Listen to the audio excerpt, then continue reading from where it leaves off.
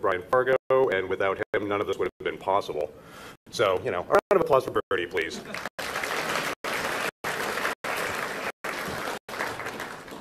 All right, so hi, I'm Colin McComb. I'm the creative lead for Torment of Numenera, and I'm here to talk to you today about, okay, can you guys also hear me? Awesome. About storytelling, specifically the way we are doing it for Torment, because that's the way I know how to tell stories in games, and that is what I've been working on for the last 2 years, and it's where my head is at. So if you don't want to hear this, this is your last chance to get out. No? Okay. So, as I said, I'm the creative lead for Torment, which means that I'm responsible for the writing, the story, the characters, at least in part, bringing all of this to life. Of course, I'm not the only person involved in this game, but I am the person who gets to take the credit and the blame, if necessary. So, I've been told that I talk too fast sometimes. I'm going to make an effort to slow it down. But, if it turns out I somehow forget and you don't understand what I'm saying, our hosts are actually recording this, so you can go back and hit it on like half speed or something. If I stop and stare terrified deer-like at the camera, or just look out at you guys and just, with a growing wet stain on my pants, you'll understand why. I do plan to have a question and answer session at the end of this talk, so if you have questions related to Torment, that's great. If they're not related, I'd be happy to answer them outside the panel. All right, so. Storytelling in games. Now, storytelling in games is really still in its infancy. I mean, we've got a 40, 50-year history here. But as much as we want to tell ourselves that we are currently at our peak, to this medium in brand new ways. We have a lot of ways to express ourselves. For instance, each of these tells a story in a hugely different fashion, but they all get across their point elegantly and effectively. It could be environmental, it could be emergent, it could be sandbox, it could be twisting around the storytelling structure. But all of us, all of these have a particular story, and if you've played any of these games, you know exactly what that story is, even if it wasn't a traditional plot moving you forward. So sometimes when we're developing games, we're handed a story and we need to flesh it out, and other times we get to develop our own, and that's pretty much what I'm here to talk about today. So, the style of game I'm talking about in particular is a style of game we call the Infinity Engine game, after the game engine developed by BioWare in the creation of Baldur's Gate for the Dungeons & Dragons role-playing game. If you haven't played any of those titles, it provided a tremendous breadth and depth of storytelling possibility with deeper choice, reactivity, and consequence than many earlier games. More specifically, Infinity Engine games tend to share these characteristics. Please notice the Planescape font up top there. Artistically, it's 3/4 perspective with pre-rendered 2D backgrounds. It's designed for party-based adventuring. It's got heavy choice and consequence, and it's got branching narrative and dialogue. Now, as I mentioned previously, I'm going to be talking about the way we're putting Torment story in particular, not emergent stories, not sandbox, not purely environmental, but a strong narrative told through words, and semi-traditional pacing. Let me set that up like this. Semi-traditional pacing choices. It's not a game on rails. It's not purely cinematic with just cosmetic choices.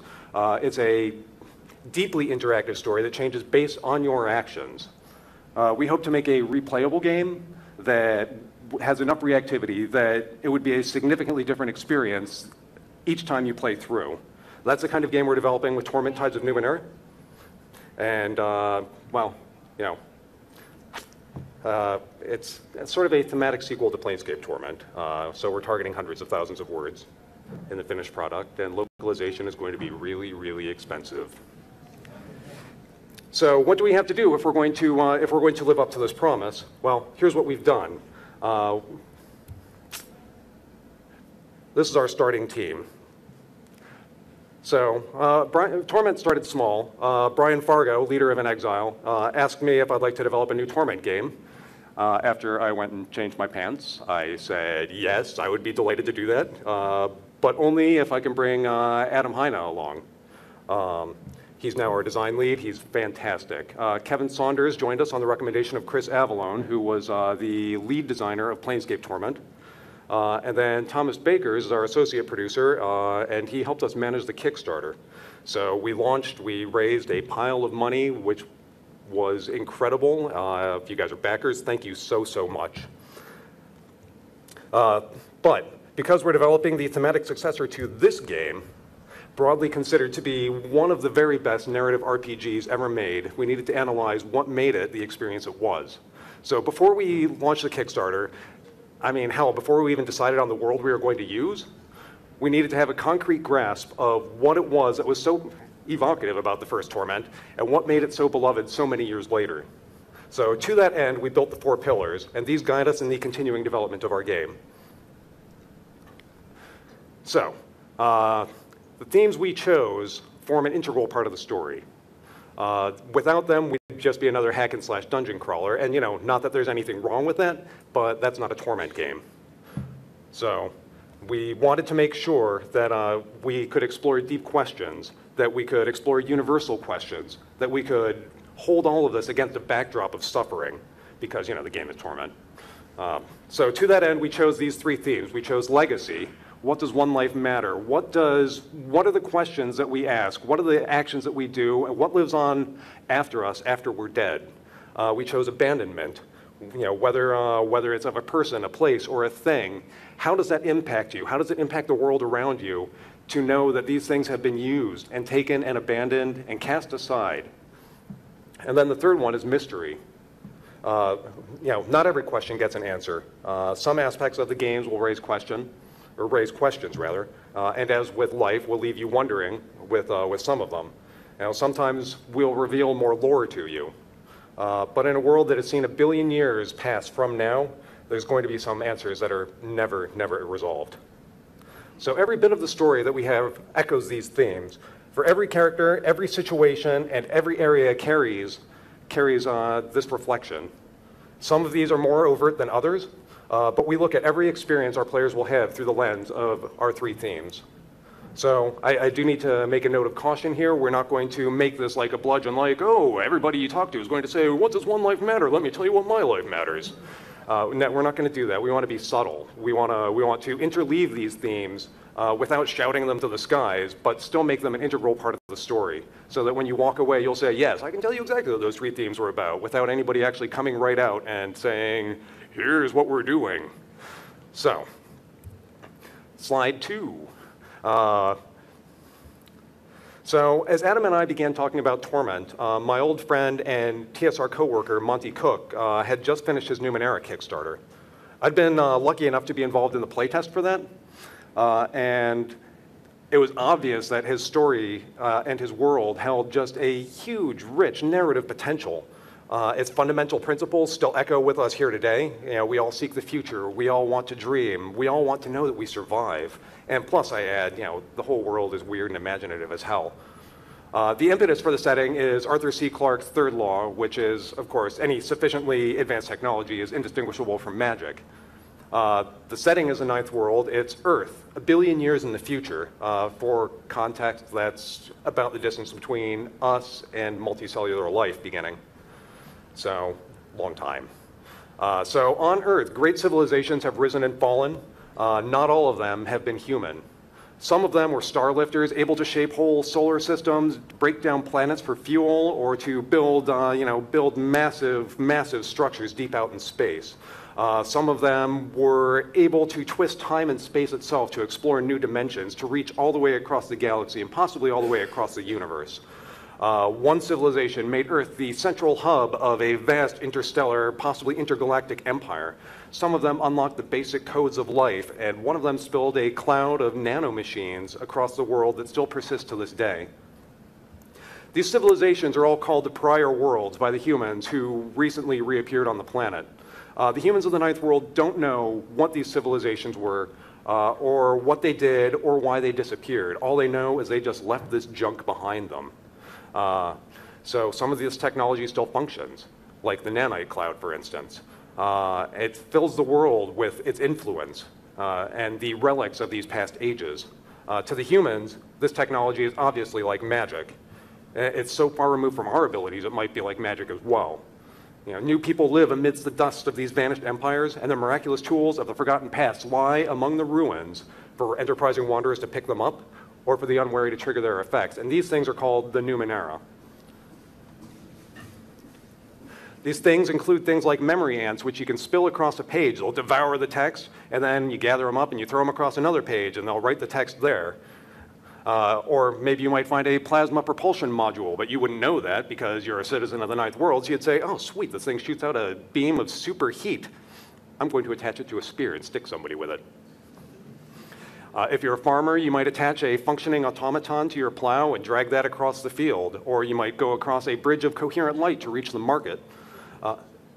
You might find gravitics useful in constructing a castle for yourself, or you might just want to build it out of floatstone. And you might regard something as common as a telephone, something that's totally common in our lives, as a device that allows you to speak to somebody thousands of miles away. Oh my God, that's witchcraft. Okay, so I think we got the world covered. We draw from the literary traditions of Gene Wolfe, Jack Vance, Michael Moorcock, M. John Harrison, and many, many more, with a deep future. And I should point out that this setting perfectly echoes all of our themes. I don't know if I need to point that out. Anyway, but yeah, legacy, abandonment, and mystery, that is all just baked into the DNA of this setting. So I said earlier that it was a rich personal narrative. Sweet. It's a good thing because that the setting can do that for us, because we need to have that for a Torment game. Because we're more than a dungeon crawler. We're more than a hack and slash. We're more than an excuse to travel to beautiful new maps, meet new monsters, and steal their treasure. We need a reason to do these things. And so this is a journey through which we want the player to travel, not because, it's a desire for looted completion. Oh God, I got to get, 100% so I can get my achievements on Steam. But because we want the necessity of a well-told story to drag you along. Part of the reason Planescape Torment was such a success, I'm convinced, is that it was one of the very first graphic video games with truly literary ambition. More than just a game, we wanted it to be an experience that would resonate with people long after they finished.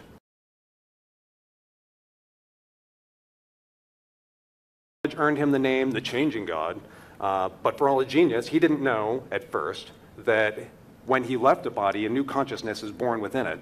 He also didn't know that when he did this, he would wake a creature of just unimaginable power, a nightmare called the Sorrow. So it now hunts him and seeks to erase him and all his children from existence altogether.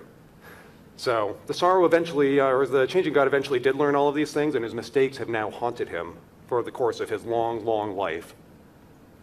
So at the start of the game, the Sorrow has already found the Changing God in his private moon that's floating above the planet, and it's going to destroy him utterly. It's just laying waste to this whole place here. It's going to be really awesome. But as part of his mad escape, the Changing God leaps into an escape pod, and the Sorrow strikes it on the way down with a pseudopod of power. And so you awaken because he abandons your body for a new home. And so you're tumbling through the thermosphere toward a destiny that you will shape over the course of the game. So please understand that we're not creating an epic. We don't want to save the world. We don't want to have the universe tremble with your footsteps. We want you to join us as we help tell a story together that will create a story that's personalized to your choices. So one of the strengths of this game, all right, I copied that one wrong. Good for me. All right, so one of the strengths of this game is that it should say reactivity, choice, and real consequence. So one of the strengths is that we can present the player with a number of different choices in dialogue and any number of variables in scripts, which I will be discussing a little bit later, to make those choices mean something. We'll start you with your choices right away. As I mentioned earlier, you awaken to consciousness tumbling through the earth, or tumbling to earth from the artificial moon high in the sky. And some of the actions you take during that fall will have repercussions in the game later on, assuming you survive.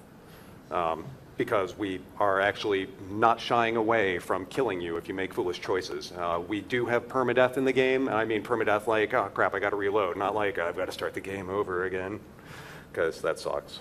I don't want to call any of these wrong choices, mind you, because each of these should be natural choices, and the game should respond to what you choose. When we're talking about a game whose primary theme is legacy, we want choices to matter. So just as for each of us, the choices we make in our everyday lives and our small kindness or cruelties can all have longer lasting effects than we ever dreamed. I appear to...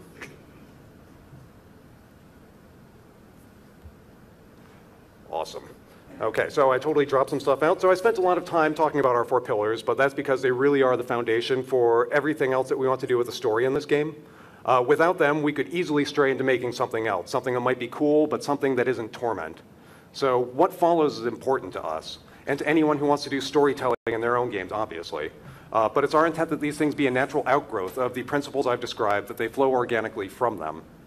So now that we have our 4 pillars defined, we need to start in on some of the more traditional dramatic necessities. They include characterization, tone, plot, conflict, pacing, and more. Though in games we're freed from ordinary storytelling strictures, that's not to say that we can't take tips from our predecessors.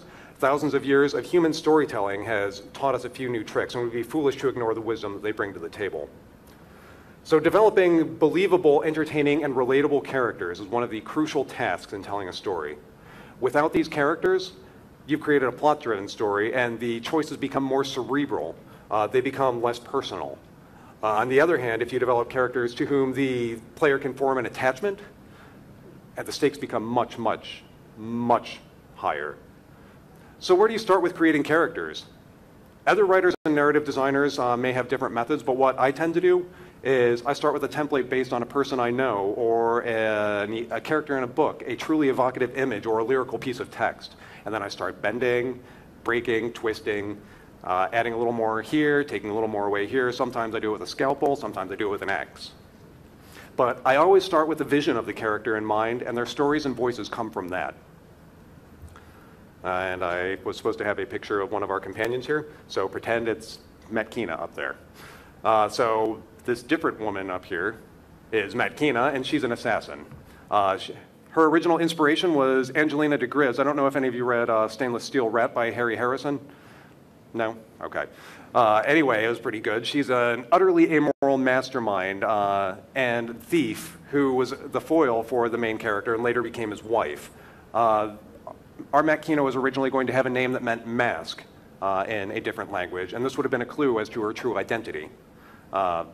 But the storyline changed, and she no longer needed to fit the function of a betrayer, but her personality stuck with me. And I began to wonder what was at the core of her character. You know, what led her to this life? Why did she do these things? Was there anything in her that cried out against the atrocities she committed?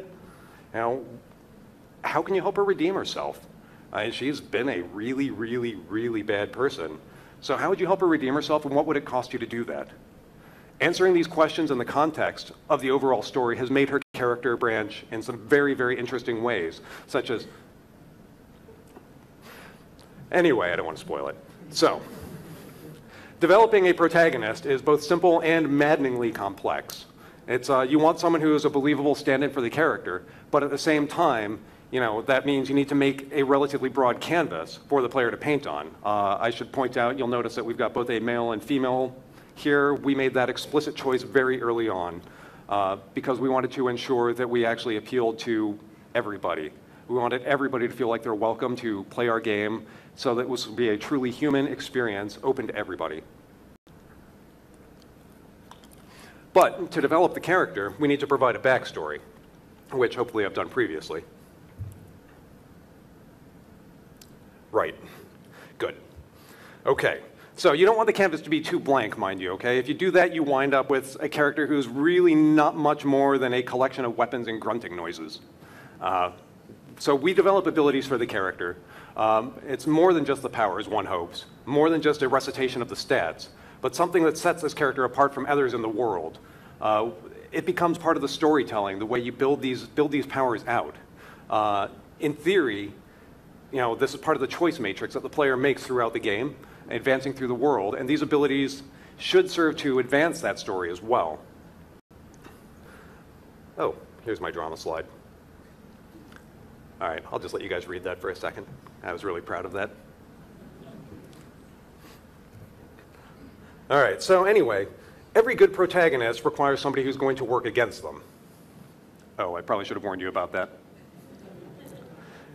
The value of the protagonist is proven by the quality of the antagonist, and the better your antagonist, the more your protagonist has a chance to shine.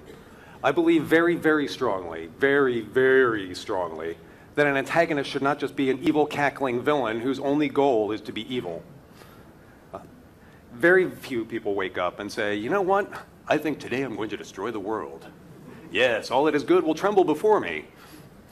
So, no, everybody has a backstory, everybody has an inspiration, everybody has a goal. There's a reason the antagonist opposes you, and the best antagonists are the ones who are sympathetic, the ones who might even be able to tempt you into changing sides with them if you explain their story well enough. And as storytellers, that's what we need to do. Of course, this being Torment, we're not content to make all our antagonists human, or even human-like beings, as you can see. So let me talk very quickly, detour into the role of reference art for developing our characters, because sometimes a character comes through an image. So this one, for instance, is a stomach endoscopy and a brain coral, and that turned into this. So one of the benefits of this job is that I'm not only encouraged, but required to go find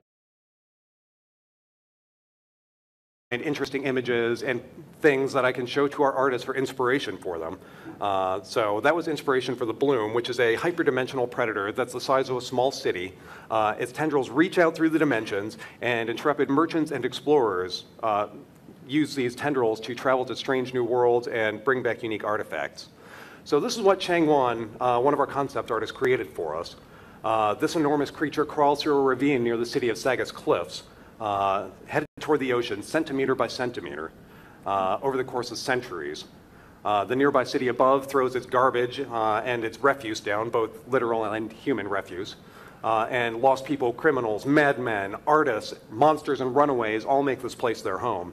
And if sometimes a few of them go missing, eaten by the Bloom, it's the price they pay for protection. What does the Bloom want?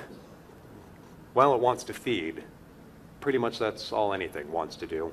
In this case, the Bloom feeds on certain kinds of mental energy, and if you discover what that is, you might find a way to bend the Bloom to your will. But if you choose to follow this path, you might also find that it's bending you to its will in turn. One way or another, you're going to travel through this thing in your quest, and whether or not you emerge alive is again going to depend entirely on your abilities. So our next antagonist is the Sorrow. We once called the Sorrow the angel of entropy. She is our overpowering, unstoppable death force. I'm going to detour for a moment and say that we once called her, as I said, the angel of entropy. We changed the name because we looked through the original story and realized that perhaps there was too much religious imagery in there. We had the changing god, we had churches, we had chapels, we had cults, now an angel. Maybe is a little overt. So, Numenera has its own small gods, and religion is an important part in everyday human experience. So we don't want to excise that influence altogether, but we also decided that we could possibly find another more evocative name that would allow us to convey the same sort of sense of dread without inadvertently making the game a religious commentary. So iteration wins out once again. I suggested Sorrow of the Lost Age, and it just became the Sorrow. Now, it's kind of difficult for me to talk about our antagonists because they're tightly wrapped through the thread of the storyline, and I'm extraordinarily reluctant to give away any serious spoilers to you guys, but suffice it to say, this is the primary antagonist. It stalks you from the moment of your awakening, and your birthright as a cast-off of the changing god is an inevitable encounter with this thing and its rage. So if we have, as the baseline of our story, the concept of a human life, then the Sorrow is our overwhelming specter of death. It is an end that comes to everybody, and struggling against it is futile, although you can always try to find a way to cheat it if just a little bit longer, like your father, the changing god, another antagonist. So, here's one of our companions, Allegern. One of the most important parts of this game is the companions you can choose to join you on your quest.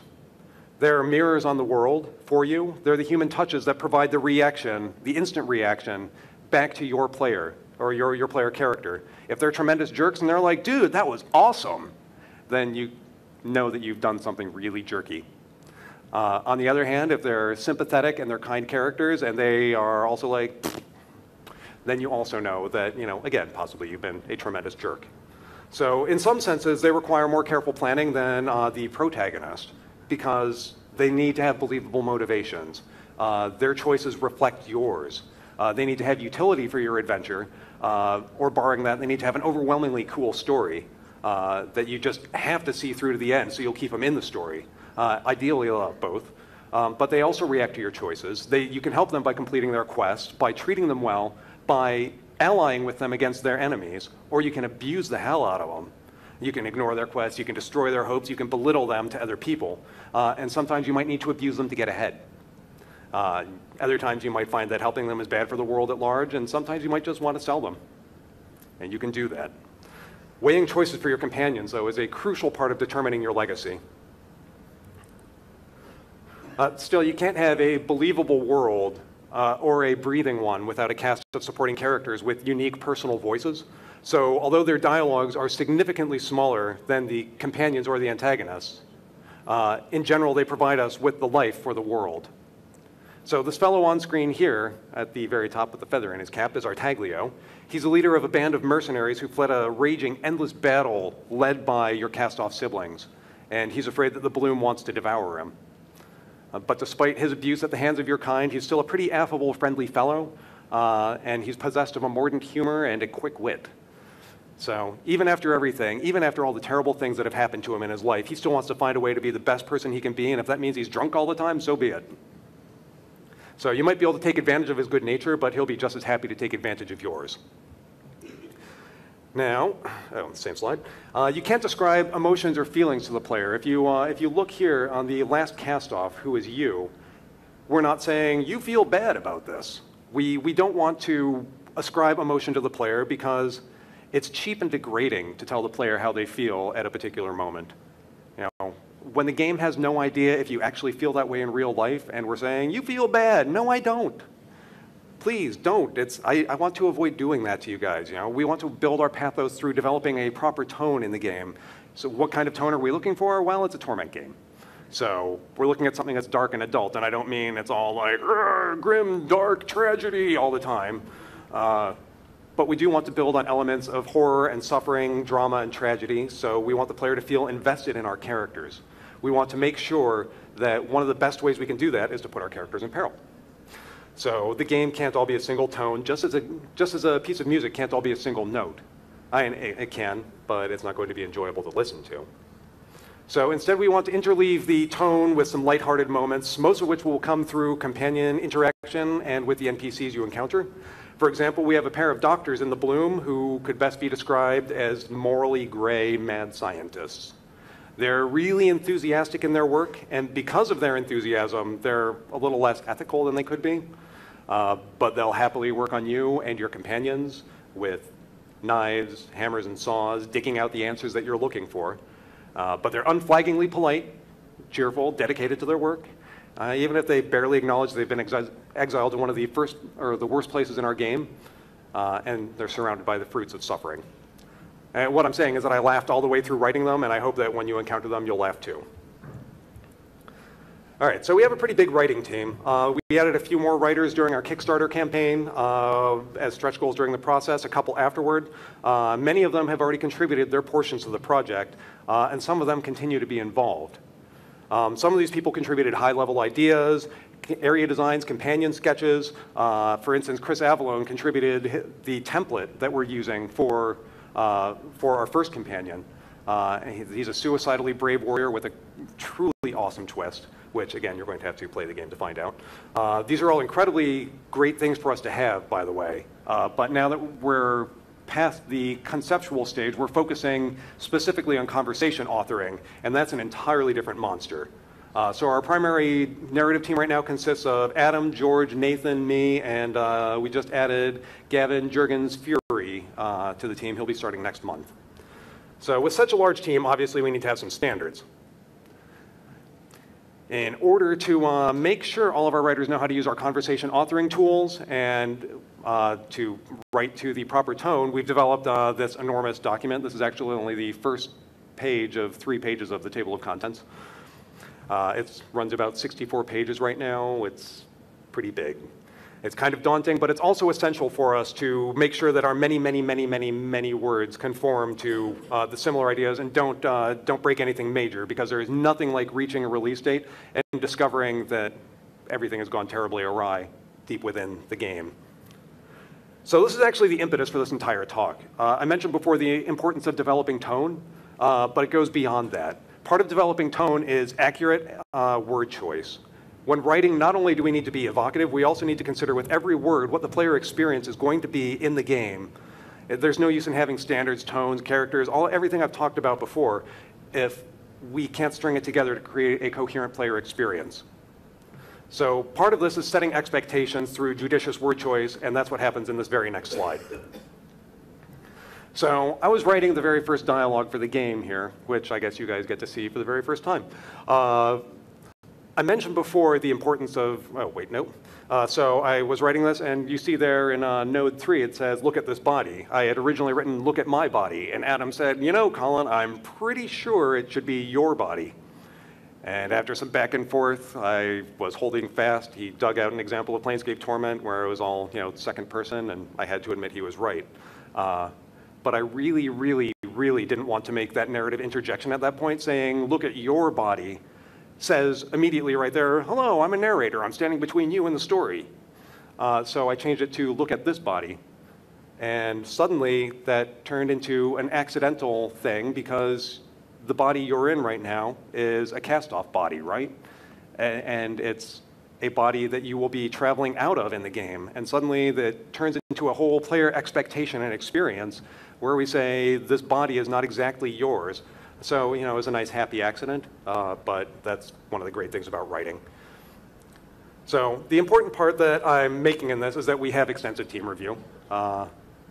Even as the creative lead for this project, I'm subject to the review process as well, and that's as it should be.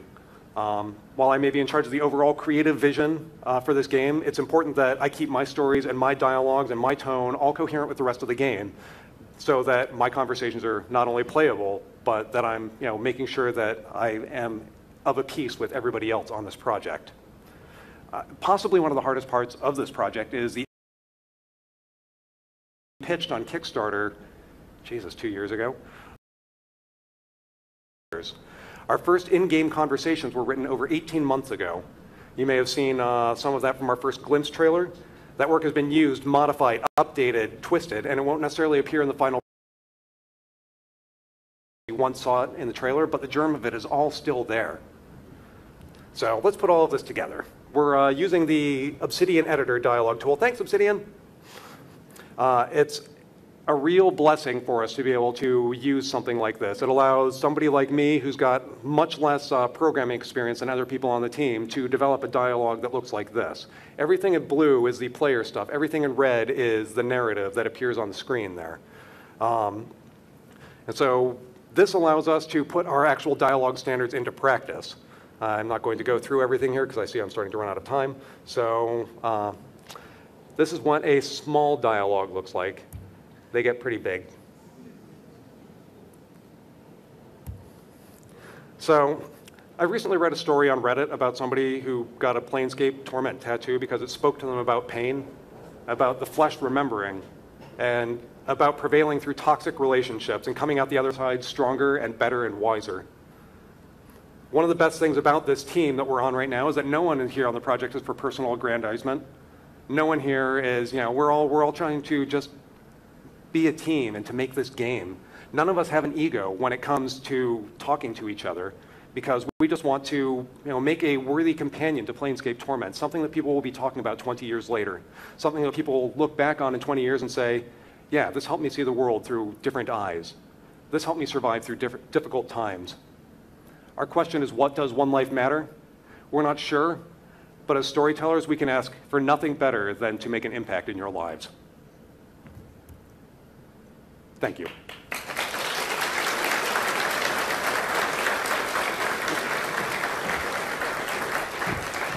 Okay, with Brian Fargo, and without him, none of this would have been possible. So, a round of applause for Bertie, please.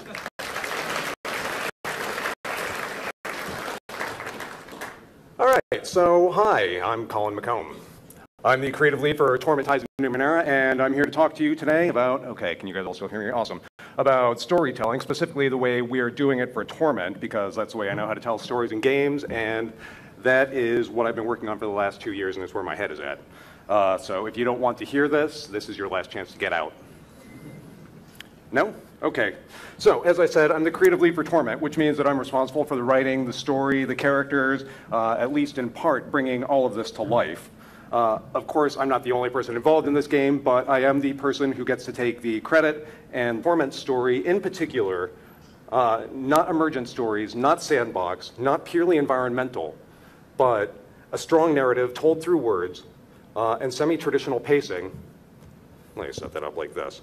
Semi-traditional pacing choices. It's not a game on rails. It's not purely cinematic with just cosmetic choices. It's a deeply interactive story that changes based on your actions. We hope to make a replayable game that has enough reactivity that it would be a significantly different experience each time you play through. That's the kind of game we're developing with Torment Tides of Numenera. And, well, you know, it's sort of a thematic sequel to Planescape Torment. So we're targeting hundreds of thousands of words. Currently at our peak, to this medium in brand new ways. We have a lot of ways to express ourselves. For instance, each of these tells a story in a hugely different fashion, but they all get across their point elegantly and effectively. You know, it could be environmental, it could be emergent, it could be sandbox, it could be twisting around the storytelling structure. But all of us, you know, all of these have a particular story, and if you've played any of these games, you know exactly what that story is, even if it wasn't a traditional plot moving you forward.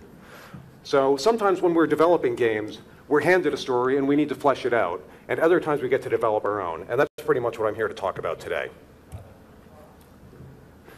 So, the blame, if necessary.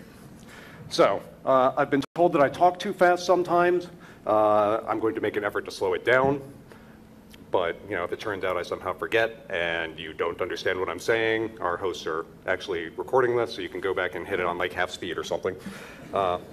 If I stop and stare terrified deer-like at the camera or just look out at you guys and just, you know, with a growing wet stain on my pants, you'll understand why. I do plan to have a question and answer session at the end of this talk, so if you have questions related to Torment, that's great. If they're not related, I'd be happy to answer them outside the panel. All right, so. Storytelling in games. Now, storytelling in games is really still in its infancy. I mean, we've got a 40, 50-year history here. But as much as we want to tell ourselves that we are current, the style of game I'm talking about in particular is a style of game we call the Infinity Engine game, after the game engine developed by BioWare in the creation of Baldur's Gate for the Dungeons & Dragons role-playing game.